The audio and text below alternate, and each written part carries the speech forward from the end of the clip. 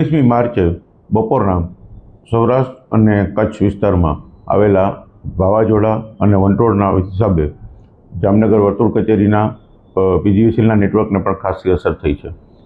આને કારણે જામનગર વર્તુળ કચેરીની નીચે આવેલા 1320 ફીડરમાંથી 728 ફીડરથી અસરગ્રસ્ત થયેલા હતા. જેમાંથી ગઈકાલે મોડી રાત સુધીમાં 398 ફીડરનું કામગીરી કરી અને પુરવઠો પૂર્વવત કરી દેવામાં આવ્યો છે. જામનગર શહેરમાં આવેલા 100થી વધારે વીજ ફીડરોમાં કામગીરી કરી અને મોડી રાત સુધીમાં જ તેનો વીજ પુરવઠો પૂર્વવત કરી દેવામાં આવ્યો છે.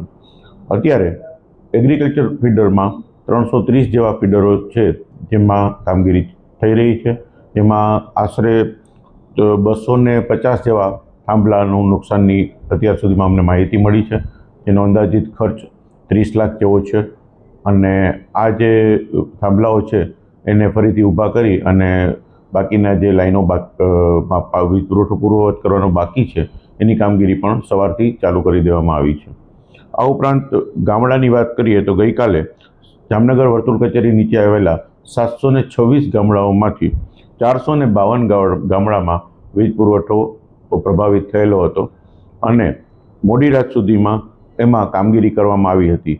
આજે સવાર સુધીના રિપોર્ટ પ્રમાણે 498 ગામડામાં આ વીજ પુરવઠો પૂર્વવત કરી દેવામાં આવ્યો છે.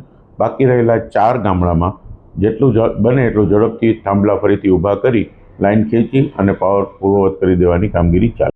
11 પટેલ કોલોનીના રહેવાસી રોડ નંબર 1ના વિકી રાજેન્દ્રભાઈ સાગર, નિશાંતભાઈ રાજાણી, ગોકાણી સાહેબ અને આપણે પિયુષભાઈ, પીજીવીસીએલ ટીમ સ્પેસિફિકલી શાહ સાહેબ છે, કૃપાલભાઈ છે અને આ અમારી પીજીવીસીએલની ટીમ છે. એમનો ખૂબ જ સારો સહયોગ અમને મળ્યો છે. લગભગ 8 વાગ્યાથી મહેનત છે. અત્યારે રાતના 1:45 વાગ્યા છે.